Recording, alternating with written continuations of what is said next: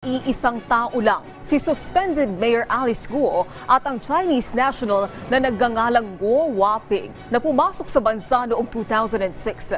Ito ang kinumpirma ng NBI matapos mag-match ang fingerprints record na kanilang hawak. Si Daniel Manalastas sa sentro ng balita.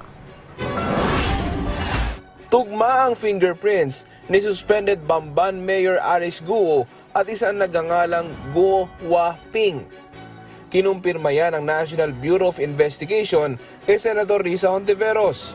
Unang isiniwalat ni Senator Sherwin Gatchalian ang pangalang Guo Waping.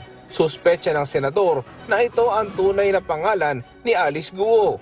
Upon request of the Senate, particularly Senator Risa Hontiveros, we conducted a comparison of the fingerprint card.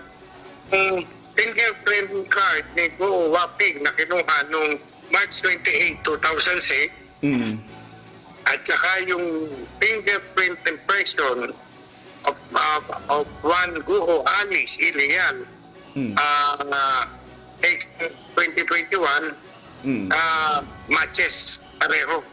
Dahil sa pagmatch ng fingerprints, mas lumaki pa ang duda ng mga senador na peking Pilipino si Alice Guo. At wala nang kaduda-duda, 101% si Alice Guo ay si Guo Waping. So itong nangyari, nakakatakot. Pag-iisipin natin, nakakatakot to para sa atin. Imagine mo, dayuhan nakatakbo bilang mayor. Kung hindi pa pumutok itong Pogo Hub, hindi pa natin malalaman na isang dayuhan pala nakaupo bilang mayor. Dahil sa bagong revelasyon, hinamon ni Gatchalian si Guo na linisin ang kanyang pangalan. Kung talagang sinasabi niya, Pilipino siya, at mahal niya ang ating bansa, sabihin niya na kung sino yung mga taong nasa likod ng Pogo.